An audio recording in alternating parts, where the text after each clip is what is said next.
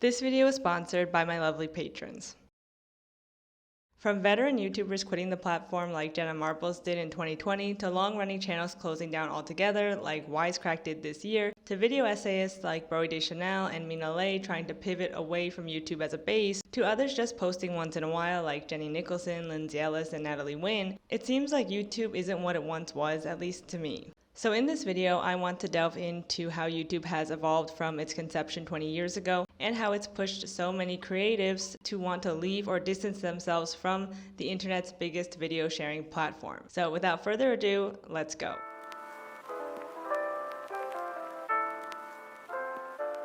Obviously, the title of this video is hyperbolic. YouTube, owned by Google, is still making billions upon billions of dollars. According to Variety, together, Google Cloud and YouTube ended 2024 with an annual revenue rate of $110 billion, according to the CEO of Google, Sundar Pichai. For the full year, YouTube's ad revenue totaled $36.15 billion. So it's not so much that YouTube is dying, but rather over time, YouTube has, with its algorithm, rewarded unethical and morally dubious content over and over again, which makes it extremely hard to grow as a creator with values, but also for viewers to find what to watch. The algorithm doesn't produce a meritocracy. We don't live in a meritocracy. And now with AI, things have become even worse, and in some cases, YouTube, like much of the internet, is becoming unusable, not only for the audience who don't get their subscriptions recommended to them on the homepage, but for creators who are making half pennies, some even going bankrupt and into debt, while the CEOs and advertisers take home millions, if not billions. In short, too long, didn't watch. Because of YouTube's business model, creatives can't make a living and are incentivized to do immoral things for attention and money, and this leads to exploitation of both honest creatives trying to make a name for themselves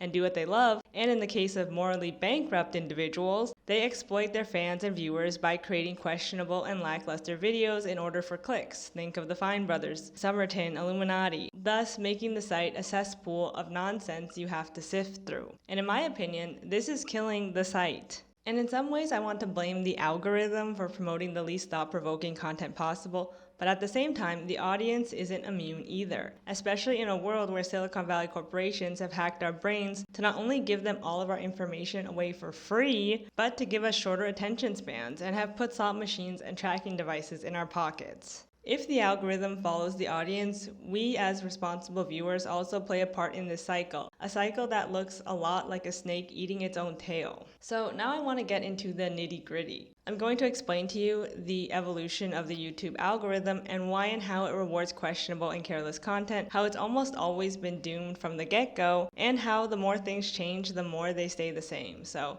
let's get into it. So I don't want to romanticize the past. YouTube in its 20 years was never perfect. If anything, it's shown that it's been far from it. From horrendous children's YouTube content to its algorithm shoveling people to the alt-right to legitimizing conspiracy videos. And yet, when I watched this wedding video that later inspired the Office episode of Jim and Pam's wedding, I can't help but think there was a pure time on YouTube, before we knew what social media was going to become, a bunch of curated photos and videos where nothing can be taken at face value. People were just posting home videos like Charlie Bit My Finger and funny skits they did in their backyard like Fred, and music covers. Simon and Martina with Eat Your Kimchi started their channel to show what their lives were like in South Korea, a then unknown part of the world to many Canadians and Americans. College Humor was throwing everything at the wall and seeing what stuck, and Wisecrack was making honestly pretty groundbreaking videos like 8-Bit Philosophy. After Hours was making me laugh about weird movie details I never thought of, and Anita Sarkeesian was teaching me about feminist media criticism. I was 9 when YouTube first graced the internet, and I'd say I was part of the first generation of kids to grow up with this site. There used to be even like a MySpace, Facebook style profile page for each user where people could comment on your channel directly like a wall, and you could have a background image and change the transparency of the boxes around your profile, etc. There were also bulletins where you could exchange messages with users. It was originally very focused on being a social media site. And when I was in 5th and 6th grade, I even remember watching Niga Higa and What the Buck with my friends. And of course, I followed that guy with the glasses to YouTube, and in the end, the site would become part of my daily routine, so much so that in college I wanted to become a YouTuber. But not everything was sunshine and rainbows. Early YouTube was filled with racist, sexist, homophobic, and transphobic jokes and talking heads, and lots of clickbait. YouTube helped usher in what would later be known as the attention economy. In 2008, the first version of the YouTube algorithm debuted, and to get featured, everything depended on the number of views a video got, which resulted in a lot of short videos with wild thumbnails that had nothing to do with the content in the video. This also meant a lot of half-naked women in thumbnails. College Humor did that a lot. Then in 2012, they started to promote watch time as a metric in order to incentivize creators to make engaging content and keep people on the platform longer, and to run more ads. This resulted in popular content like the Fine Brothers reaction videos and then BuzzFeed. And I actually want to talk about these two big channels more deeply because I think they really define later YouTube strategies that would come to a head with the likes of Jubilee and Mr. Beast in the later half of the 2010s and now the 2020s. So the Fine Brothers was a reaction channel that peaked in 2012. As stated in New York Magazine in 2016, they updated the successful formula of kids say the darndest things for the YouTube generation and branded it as their own. And it was a huge hit, and why not? Videos of kids reacting to things appeals to two of the most important demographics online, kids themselves and the all-powerful Facebook moms, the most prolific and reliable social sharers. The Fines and Kids React were two of YouTube's most beloved brands. At the time, I knew of them, but I wasn't a big fan, and looking back, I think they highlight horrible business practices that YouTube actively rewards. Not only did they want to franchise their idea of reaction videos, like they allegedly took people's videos down for having reactions in them as if they owned that genre of video, but the entire thing to me, even as a kid, read as gimmicky and kind of lazy. Like you're using children and old people for views. It's pretty transparent. The worst was that they had teens react to another teen's death by suicide. What the hell was wrong with these people? For context, the brothers were 31 and 29 in 2012 when their most viral videos were posted 12, now almost 13 years ago. Eventually, they did get their just desserts after they tried to franchise their reaction video idea as if they invented the concept, and from then on, their channel died, and honestly, good. But in the end, YouTube's business model still rewarded their unethical behavior because YouTube as a company is unethical. Though it could be argued we as the audience choose what to boost and who to make famous with our views, likes, and clicks, I think in the case of the Fine Brothers, they were exploiting their largely child and teen audience for views with dubious content for money. In 2015, a new player entered the scene, which was BuzzFeed. Their most viewed videos popped up 10 years ago with the likes of If Disney Princesses Were Real, Women's Ideal Body Types Throughout History, and a lot of Try Guy videos, their most popular and successful series that later went independent in 2018. Unlike the Fine Brothers, I did watch a lot of BuzzFeed at the time, but found College Humor, a similar channel, to be much funnier. But anyway, unlike simple reaction videos of the days of old, BuzzFeed's content focused on comedic skits with a political edge and some sort of shock factor. Like, what if Disney Princesses Were Real is a diss at Disney for not being feminist enough? And they had other female-centered content. For example, Ladylike was focused on women doing different challenges, like a day without using period products to spread awareness about how some women don't have period products. The Try Guys became more successful, and they made a lot of videos trying woman things like bra contouring, wearing thongs, wearing pregnant bellies, and experiencing childbirth pain. Like, I don't know who would watch these videos, but obviously they appealed to a lot of people. They also made a lot of food videos, which were popular at the time and still are today. People like to watch other people eat while they're eating, watching YouTube videos, like trying different snacks from other countries, $1 food item versus $100 food item, cheap versus expensive sushi, etc. They also own Tasty, which made short-form content on how to make food, and a lot of their videos went viral on Facebook and Instagram at the time. Additionally, they would go on to create First We Feast, which then would become Hot Ones, which was bought in 2024 by a billionaire. The weirdest video I found of theirs, which honestly sounds like if Jubilee and Mr. Beast had a baby, is called A Satanist and a Christian Get Handcuffed for a Day. See? Political. Basically, the Satanist has to go to church with the Christian guy, and he has to go to one of her meetings, and in the end, things are fine. It's just a 7-minute video, and clearly clickbait. Like, what do you think's gonna happen? They're gonna, like, kill each other. Like, these are just two human beings hanging out, but everyone is so shocked that they got along in the end. Like, I don't know. Anyway, a lot of the politics were misguided on BuzzFeed and seemed to only exist to get clicks because atheism was trending, or Satanism was trending, or feminism was trending. The one that gets my goat the most is the woman ideal body type video, where there's glaring historical inaccuracies. On the other hand, I do give a lot of leeway to the creators at the time because they were overworked and underpaid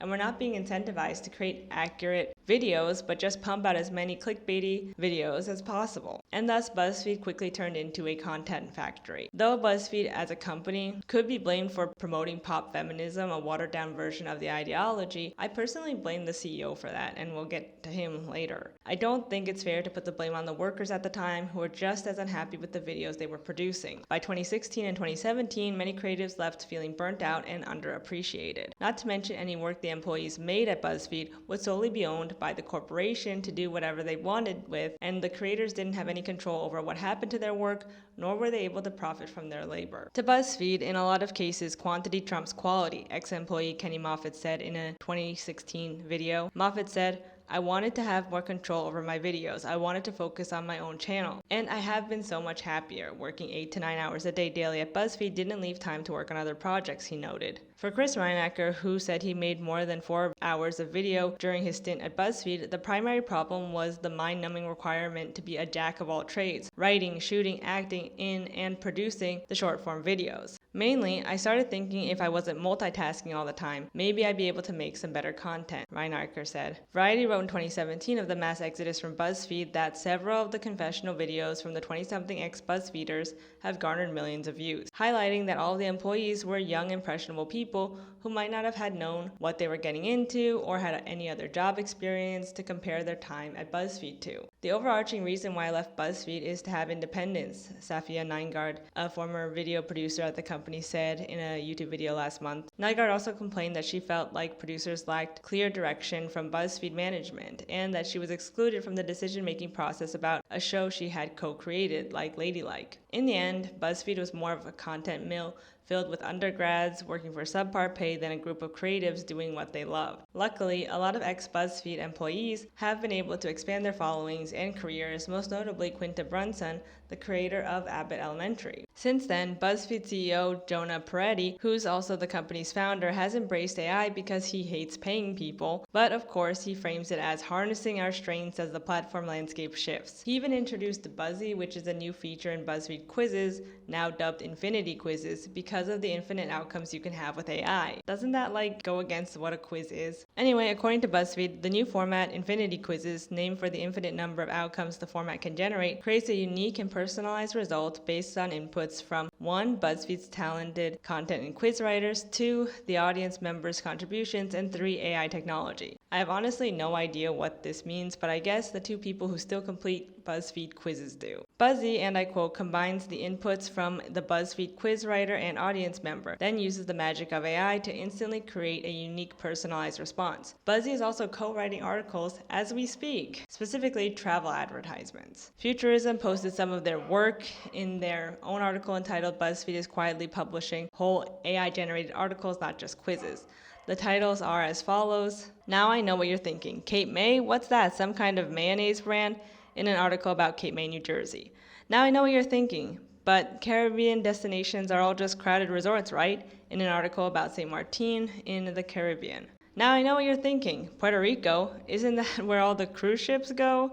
in an article about San Juan in Puerto Rico. And that's not the bot's only lazy trope. On review, almost everything the bot has published contains at least one line about a hidden gem. Amelia Island, Florida is a hidden gem of beaches. Carmel by the Sea, California is a hidden gem of California's coast. West Virginia is a hidden gem of the state, and the list goes on. They're SEO optimized, but who's actually reading this? The worst part for me is that Peretti is actually proud that he brought forth the worst era on the internet, the spread of misinformation. He wrote in his annual letter to shareholders, Not many know this, but we published some of our first AI experiments as early as 2018, including the Obama deepfake PSA video that is still widely referenced by thought leaders, researchers, and academics across the AI space today. We've been experimenting with this emerging technology ever since, with a focus on rapid testing, learning, and iterating to grasp new understandings and wider applications of AI for our content. To date, we've built a bunch of experiences that are difficult or impossible without AI. How do you not view these deepfakes as anything but horrifying? But instead, CEOs are like, no, we need more deepfakes. I guess the only solace I have after researching all of this is that BuzzFeed is defunct. Like, nobody uses it anymore or finds it reliable. If anything, the reputation of BuzzFeed today is that it exploits its workers and that the CEO is an AI shill. At the end of the day, being greedy doesn't pay. It ruined the Fine Brothers for whatever that's worth, and it ruined a content farm like BuzzFeed. But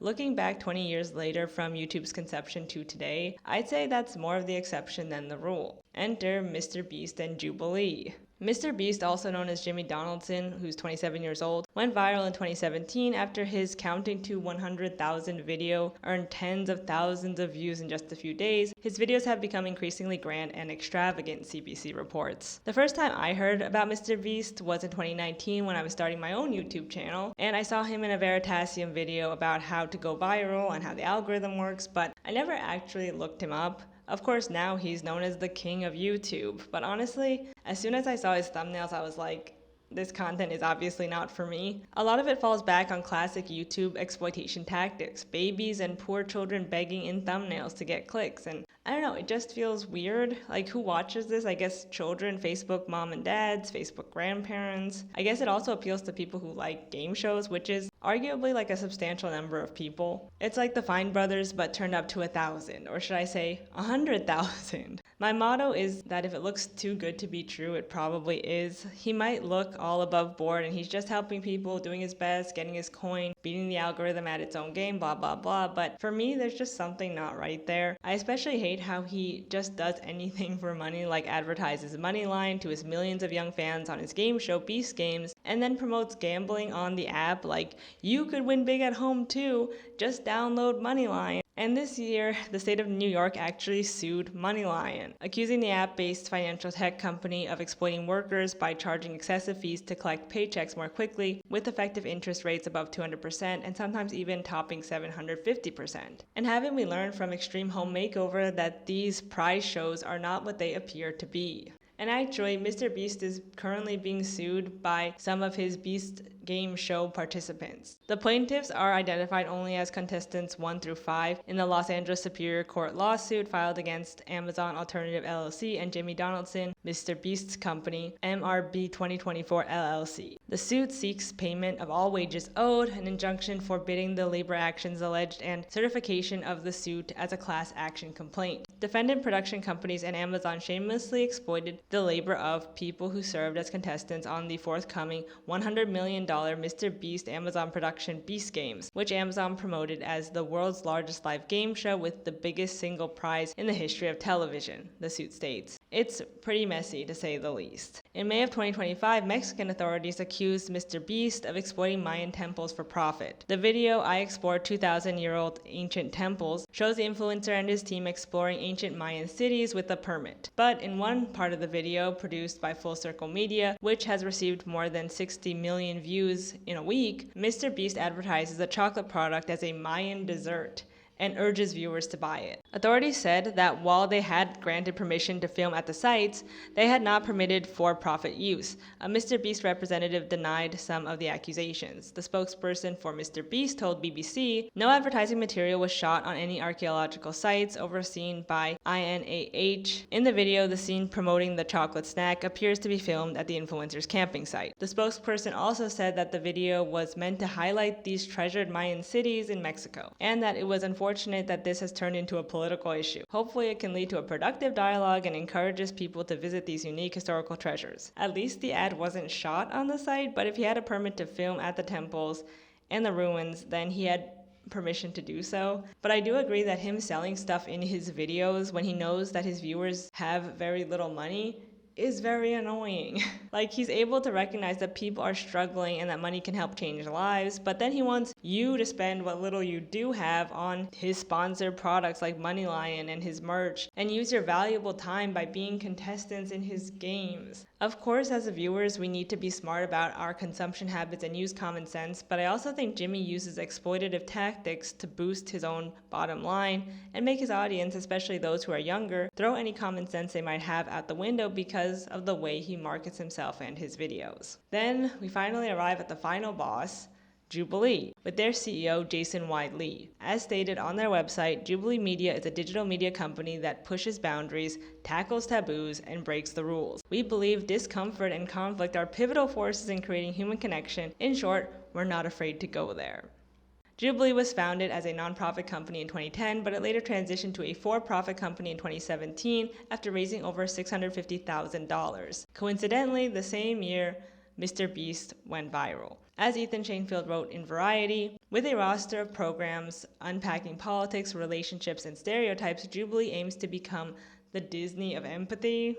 Jubilee shows have chalked up more than 4 billion views since the channel's inception in 2010. More significantly, the company has grown into a massive media and production house that bypasses the Hollywood studio system. Now it hopes to shape the next era of American political discourse. Jubilee's programming shifted towards politics after the 2016 election, which left Lee feeling discouraged by America's extreme political division. He sensed that young people craved content that was nuanced and thought-provoking, but not in a Mr. Rogers-style way, as with feel-good digital media competitors Soul Pancake or Upworthy. I thought to myself, there's a much larger opportunity here for us to do a lot of good, Lee says. And before we go any further, just like a big FU for dragging Mr. Rogers like that, as if Jubilee shows more empathy than Mr. Rogers did. Like, F off. What Lee prides his company on is being neutral in order to bring back, I guess, some sort of normalcy after the polarizing 2016 election. Probably also because neutrality and objectivity to these types of people are the same.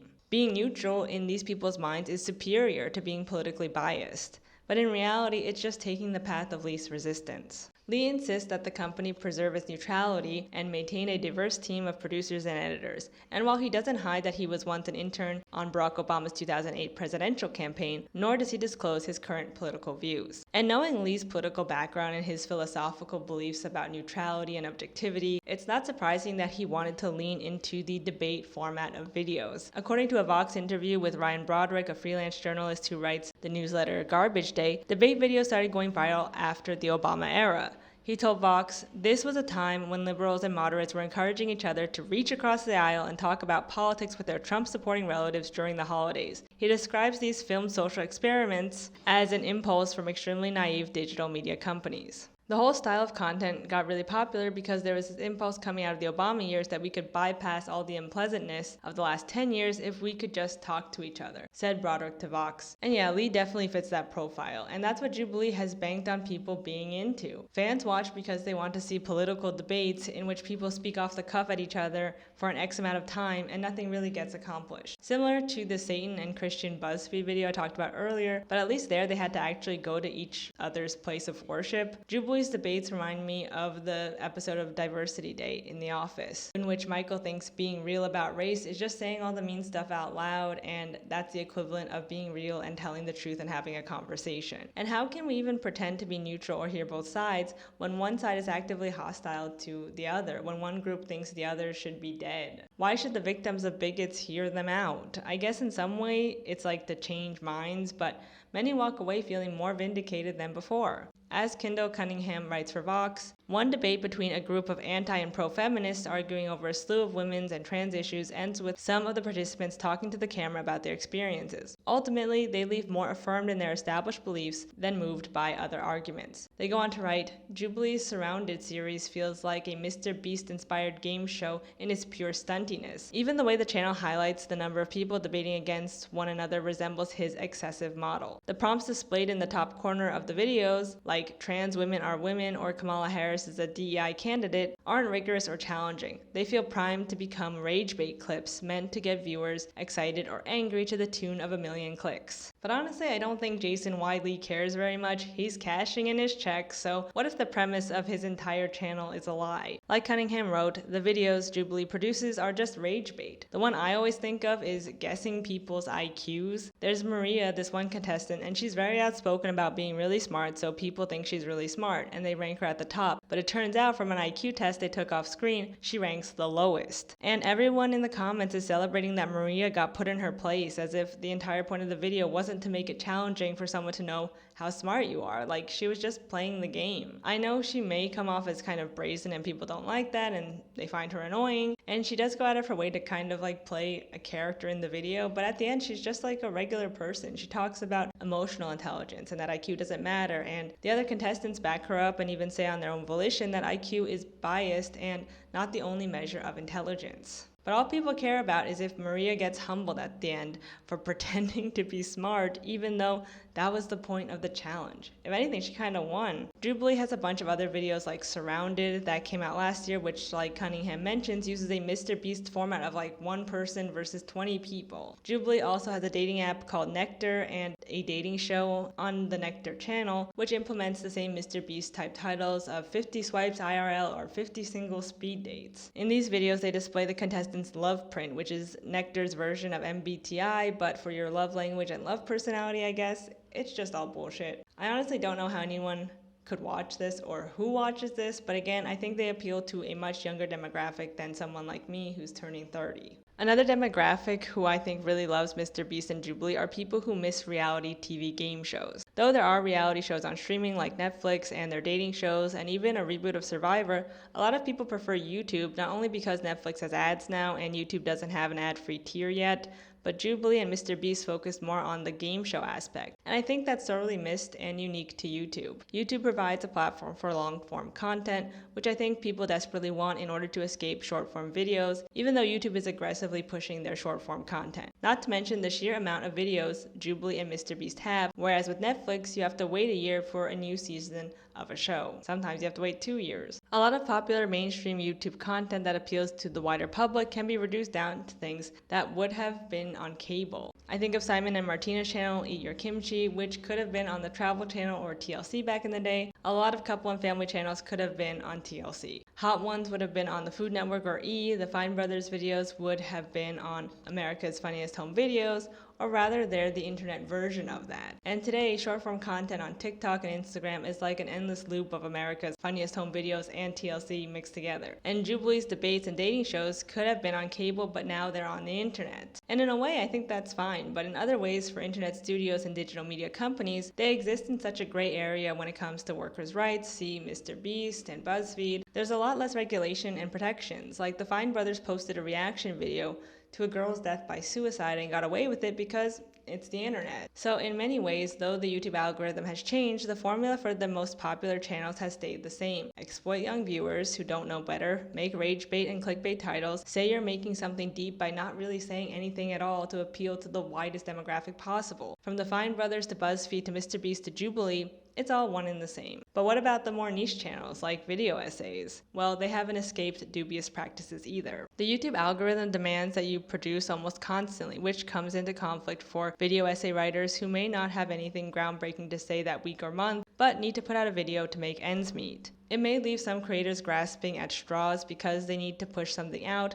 because they're afraid their audience will stop watching, not to mention they need to pay their bills. But that again comes into direct conflict with producing high quality and thoughtful videos. How can you do both, satiate the algorithm and your audience while also having integrity and focusing only on topics that you're actually really into and care about? Enter plagiarism. There are two channels specifically that I want to highlight that did this, that were pointed out in H. Bomber Guy's very good video that I suggest you go watch. James Somerton and Illuminati, also known as Blair. These two creators copied and pasted Wikipedia articles, documentaries, and actual books into their video scripts and just read them off as if they were their own original ideas, as if no one would know. Blair was posting like 3 times a week at one point and had over 1 million subscribers. How? And the wildest thing was that she was popular among my audience until she got called out. I remember seeing her channel icon on the What Your Subscribers watch list on my analytics page, and I was curious, so I watched a few of her videos, but I just didn't get the hype. At the time, I didn't think much of it. I thought she was doing her due diligence and just making better videos than mine. Turns out, she was reading off someone else's words. The same with Summerton, who made some honestly ridiculous claims in his videos, and I suggest that you watch Taught in the Shadows video for a thorough breakdown of his nonsense. But it just goes to show that nothing is as it seems. Like, here I was thinking, wow, Illuminati must be doing something right, when in reality, she was scamming thousands of people. But that's the kind of content you can get on YouTube. And this isn't necessarily a recent phenomenon, but with YouTube paying literal pennies and inflation being what it is, there's a huge incentive for creators to make clickbaity, plagiarized content with no thought behind it, because it seems like the more unethical you are on this platform, the more you're rewarded by it. And most viewers were blissfully unaware of these two until they had to take their channels down in disgrace. However, I did see that allegedly Blair bought subscribers, so I guess I can find some solace in that 1 million people weren't actually falling for her antics, but sometimes I do wonder if it's the audience that's rewarding this negligent behavior, because it seems to me at least the most popular videos on YouTube are usually found out to be run by really scummy individuals. And if the algorithm follows the audience, then it would be our fault for letting these questionable, or at least nothing channels become so popular. At the same time, YouTube as a company has an incentive to boost content that caters to the largest audiences possible, so obviously Jimmy's Game Show and Jubilee's debates do that and keep people on the site longer, so YouTube wants to funnel more people to them. Let me know what you think down below, because honestly, I don't know who has more of a hand in shaping YouTube, the viewers or the algorithm. So in the end, YouTube isn't necessarily dead, but rather I think the entire business model was always doomed to fail from the beginning. Yes, the CEOs are still profiting more than ever, but the site itself has continually proven to uphold the worst of the worst, or at the very least has shoved nonsense to the forefront, including the promotion of AI videos on the homepage with the use of personalized algorithms, and has shoved people down conspiracy theory rabbit holes. The site also doesn't show users who they're subscribed to and what videos they've recently uploaded. You have to go to a separate tab for that, making a worse experience for creators and viewers. And this isn't to say that there's not still amazing videos and channels on the site, but rather the way YouTube has gotten worse under late-stage capitalism means less creators will want to use it as their primary means of sharing their work, and their absence has already been felt.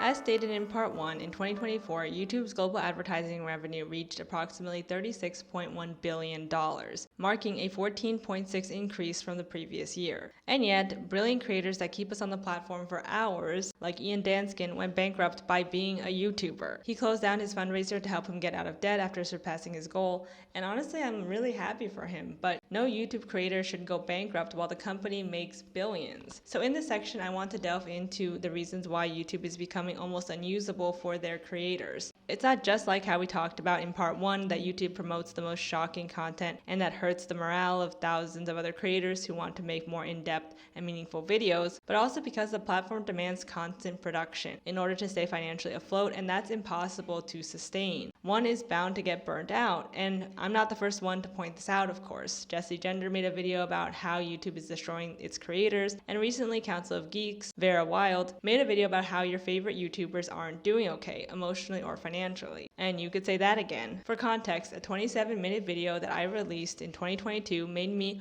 over $1,000 in ad revenue, but a 29-minute video that I made in 2024 made me $744. And that's because YouTube changed its ad revenue calculation sometime between 2023 and 2024, and that, along with prioritizing short-form content and the recommendation algorithm being changed to give you stuff you might like rather than what you're subscribed to, really didn't help anyone. And now in 2025, YouTube is focusing on AI and using AI to help the algorithm. According to Geyer, between 2023 and 2024, the algorithm focused on personalization. Thanks to AI capabilities, the last YouTube algorithm update can adapt selections of fresh content according to the individual preferences of a specific user based on their viewing history, behavioral patterns, etc. And I know that this might come off as me complaining. My video views are down, so that is a reason why I'm making this video. And maybe it's my fault for not discussing more trending topics and producing more. Why don't I just copy Mr. Beast's formula and count to 1 million? Also, I know that talking about money troubles isn't polite conversation, but it is a reality, not just for me, but for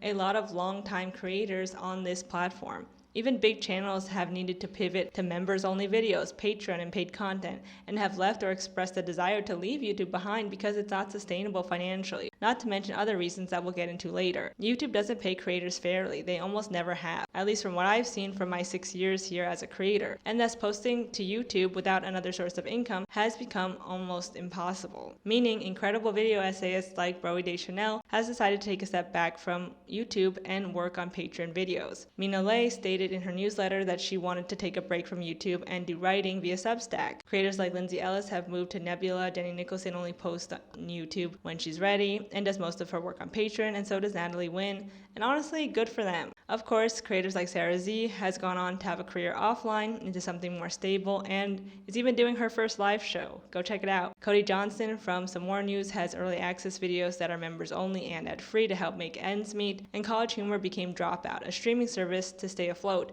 And they're honestly thriving over there. Another reason why creators who have become big and are able to support themselves offline, or at least off YouTube, isn't just because of burnout, but also because of parasociality and the dangers to their safety. When you become a public figure online with a large following, especially as a woman, it's scary and it can lead to real-world harm. Even more so when you have a patron and people are paying to support you. You feel like you have an obligation to talk to these people even though you've never really met them. You as a creator bear so much of yourself online, but your fans don't have to do the same, and it's an unbalanced relationship. You're of course grateful for their support, but you also have to remember it's their choice to donate to you. So in short, just don't be creepy to creators online. It has caused real world harm to so many people, and that's not okay. And of course, creators have a responsibility to not abuse that parasocial bond with fans, because that's a big problem too, especially on a platform where so many users are children and teens. There were also times where creator accountability turned into online hate mobs from fans and anti-fans alike. And I think a lot of people have reevaluated, for example, the unfair online harassment campaign against Lindsay Ellis and acknowledge how easily good faith criticism from fans could turn violent. I think it's also fine to just not like a creator for valid reasons, but that also doesn't mean you need to beat down their door demanding X, Y, or Z. For example, I don't like Mr. Beast, but I'm not trying to start a hate campaign against him or get him removed from the site. It's unrealistic to have such lofty expectations that a creator will be perfect or bend to someone's every criticism. Creators are people and they make mistakes. Adam Conover recently came out and apologized for his Orb crypto sponsorship, thinking he could outsmart them at their own game, but failed to do that in the eyes of his audience and to himself.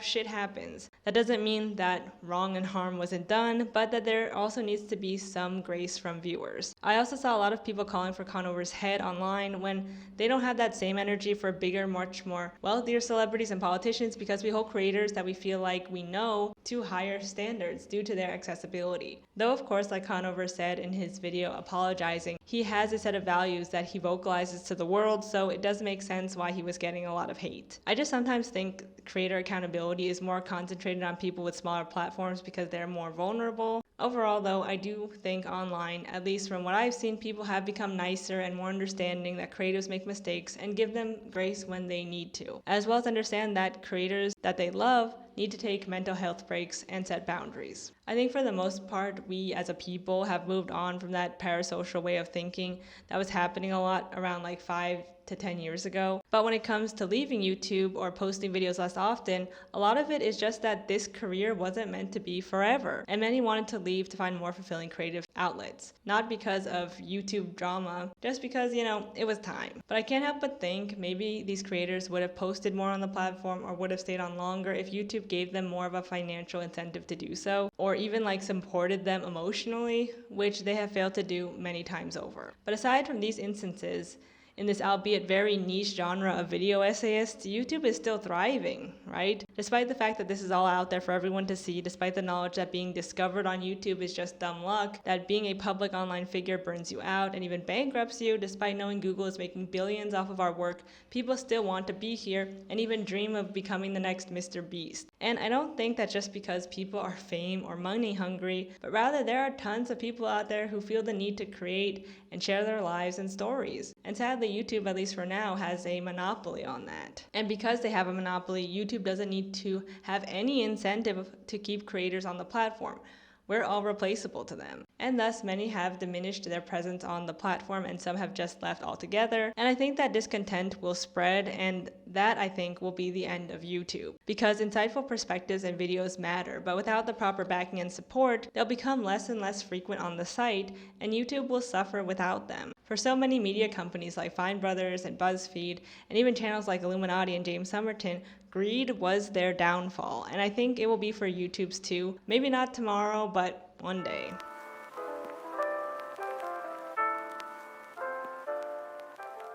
So before we end this video, I just want to highlight some channels that are still on YouTube and that you should subscribe to and keep an eye out for. Firstly, Lady Emily has made amazing videos about anime and also about YouTube lore that will be fascinating for anyone who was on this site in the early days. There's also Lily Alexander, who recently made an eye-opening video about trans people and disappearance and visibility, so go check that out and subscribe. Aisho makes the best sci-fi and anime deep dives. If you're a fan of Sailor Moon and Doctor Who, they're the channel for you. Michael Burns from the now defunct Wisecracked has his own channel making political commentary mixed with philosophy, so if you loved Wisecrack, go subscribe. Princess Weeks is always coming out with new media critiques. One of the more recent ones that she made is about Legend of Korra, and that is a must-watch. Kyla Says is a great channel if you love pop culture mixed with insightful commentary, so go subscribe. An intellectual media series on Black American culture will blow your mind. She's currently doing a deep dive into the 90s, and you don't want to miss it. It's important to remember that other creators are our friends and not our rivals or competition. I think it's so easy to get swept up in that mindset and in what other people are doing and other people's metrics, especially under a capitalist framework and how YouTube is structured to be like a competition, but it's not. Creating is communal, and it's so amazing to me to be peers with all of these other creative and insightful people.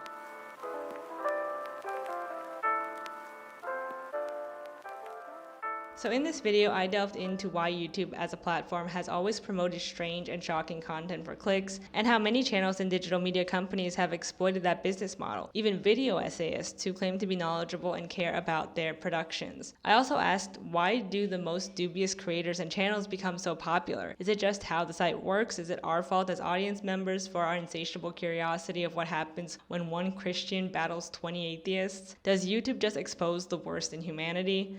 I don't have an answer for that specifically, but I do know that the algorithm is not or ever will be based on merit, and creators are leaving because of that. Not just that for many financially, YouTube isn't worth it anymore, but rather being on a platform that rewards the lowest common denominator stunt shows and even plagiarism is demoralizing to thousands of channels and creatives who are doing the work with, again, very little reward. To combat YouTube's monopoly and censorship, there is Nebula, a video creator-owned streaming service which you have to be invited to. I get a lot of questions like, am I on Nebula? And I haven't been invited, but don't let that stop you from going and signing up if you're curious. A lot of great channels also post there, so go check it out. Anyway, thank you so much for watching. Let me know what you think about the state of YouTube currently, because to me it does feel like it's dying, or at least morphing into something that's like almost impossible to really use. Like even I get recommendations on my homepage for AI slop. Anyway, thank you again for watching. If you like this one, please give it a like, subscribe, and I'll see you in the next one.